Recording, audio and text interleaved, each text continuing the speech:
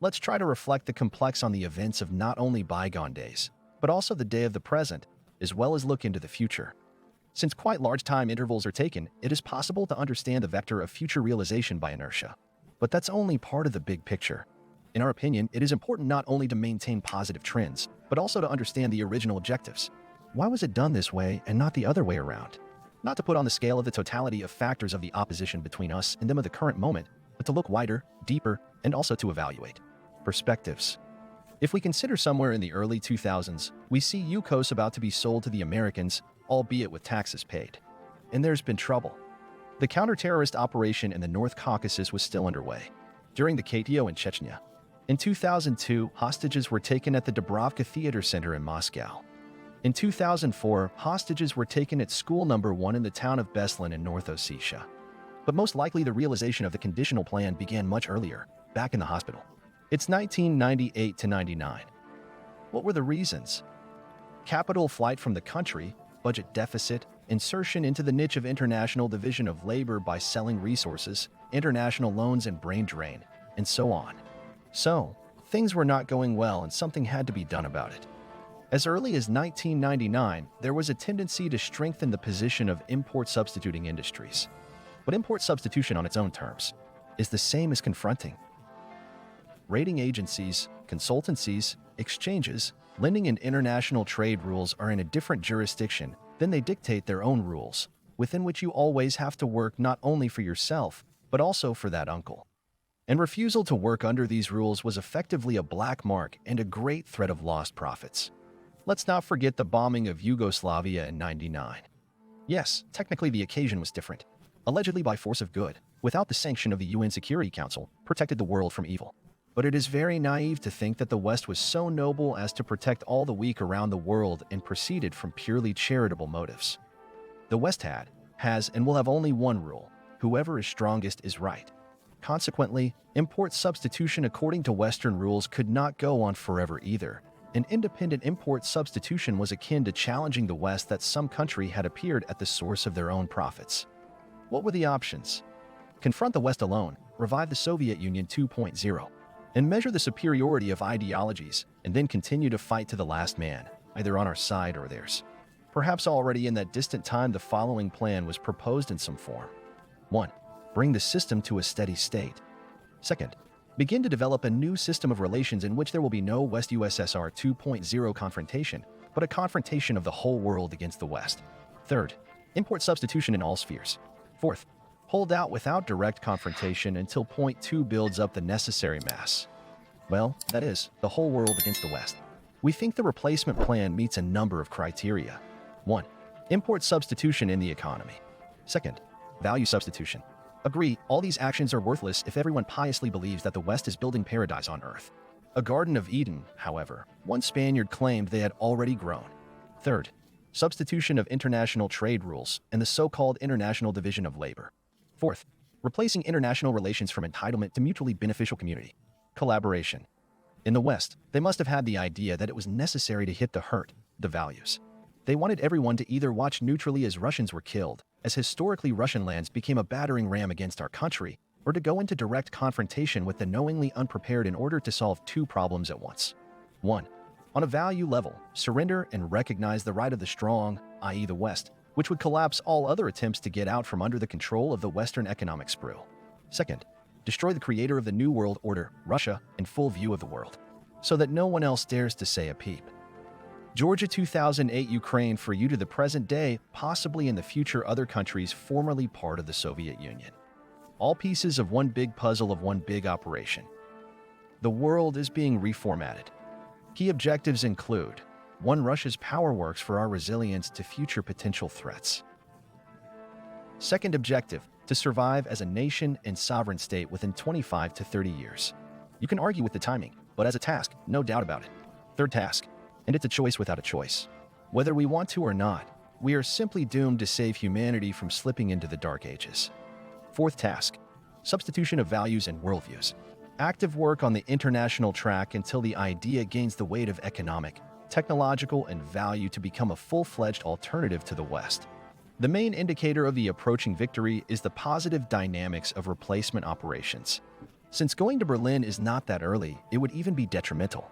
But there will be hard situations, difficult ones, and the enemy will always provoke us to that. It would seem that the task of the current day is already clear, and nothing new is said. But we already see it very differently in light of this. Well, now let's give some examples.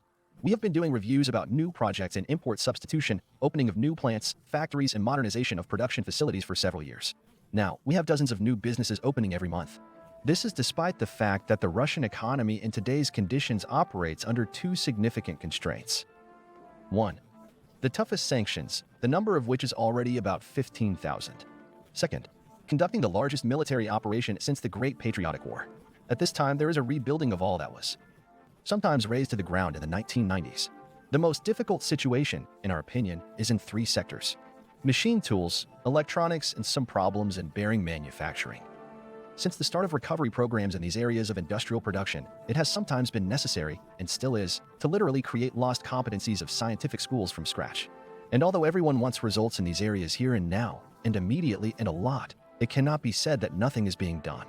And so, it is some of the positive news from these three industries that we will talk about next. And we'll tell you. Kuban has recently launched production of new machining centers. Southern Heavy Machine Tool Building Plant has launched in Krasnodar the production of new models of high-tech 5-axis machining centers that have no analogs in Russia and are not inferior to imported analogs. The modernization of the company's production facilities will make it possible to double the output of machining centers. Thanks to the modernization, the production volume of 5-axis numerically controlled CNC machining centers doubled.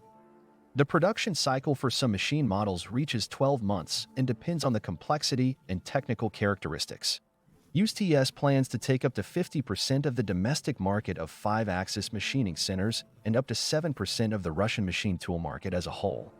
The Lipetsk Machine Tool Enterprise has commissioned a new assembly shop with an area of 5,000 square meters. This will double the production area of the company. The new shop assembles grinding, drilling, and milling machines weighing up to 3 tons. Now the enterprise is confidently among the 5 largest Russian machine tool companies. Now let's take electronics. Oldmost transistors, technology, and other developments from Voronezh. 2 new domestic microwave transistors based on LDMOS technology have been developed at the Research Institute of Electronic Technology in 2023. The first is designated KP9171A and is already being tested in radio electronic equipment. The second KP9171BS. Both transistors are designed for Russian television equipment of digital broadcasting standards. The new transistors have all the necessary characteristics. NIT is the first enterprise in Russia to mass-produce power transistors using GN technology on silicon. The direction on gallium nitride is evolving. Voronezh engineers have created a number of power GN devices, including normal closed transistors. In the future, with government support, the company plans to set up production of gallium nitride on silicon technology. Full service. The Research Institute of Electronic Technology also conducts its own development of processors and microcontrollers. A microcontroller was created under the Import Substitution Program, 1874B, TINAD. There are realized projects on microcontrollers and plastic cases. Let's move on. The Capital Company substituted 26 chemical components for microelectronics manufacturing. The Micron plant substituted domestic analogs for 26 materials that were previously purchased from foreign manufacturers. The company is actively working on import substitution of chemical materials and certification of Russian components for microelectronics production. These chemical materials are needed to produce microchips with 180 to 90 nanometer topologies. Another 28 are in development. This will ensure the plant's independence from foreign manufacturers. Vendors. Let's move on. A new production building was opened at the Ural Optical and Mechanical Plant. Ural-OMZ is a modern high-tech enterprise for the development and production of optoelectronic systems for various purposes. The Ural Optical and Mechanical Plant is one of the oldest industrial enterprises in Russia. The company's history dates back to 1850. Now let's move on to the bearings. The first batch of bearings was produced in Dubna near Moscow. Established in a special economic zone, the automobile bearing plant number 1 produced in 1932. The first batch of 1,000 bearings. Plans to produce 200,000 parts this year. Investments in the site amounted to 200 million rubles. The company has already installed a vertical double-sided flat grinding center, which is used for high-speed grinding of bearing ends. A quality control laboratory was organized. The first stage of the enterprise occupies an area of 1,500 square meters, and the second stage will be launched within a year. From 2025, the plant will be able to produce up to 380,000 bearings. The bulk of them will go to the secondary market. Now let's move on to the underlying industries.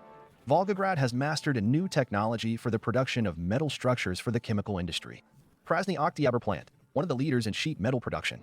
In response to new customer requests, specialists of Volgograd Metallurgical Plant were the first in the country to develop a technology for the production of pipe billets from this grade of steel. Corrosion-resistant iron-nickel-based alloy is used for the manufacture of welded structures, heat exchangers, and heat pipes operating at temperatures up to 80 degrees Celsius, in sulfuric acid, and in environments of high aggressiveness. It is used in complex fertilizer production equipment, welding electrodes, and other units. Now let's take social infrastructure. School building number 21 to 22 was opened in New Moscow. They opened it in Sherbinka. The total area of the four-story building is 12,000 square meters. Construction was carried out according to the individual project from February 2022 to December 2023 under the Address Investment Program of Moscow. The new building will be able to educate school children from 1st to 7th grade, as well as children with disabilities. With the help of digital technologies, any school project, information center with a media library, sports and assembly halls, IT Polygon are at your disposal. The latter's capabilities encourage the development of skills in 3D modeling, robotics, and programming. There are almost 7 dozen clubs, even a theater club.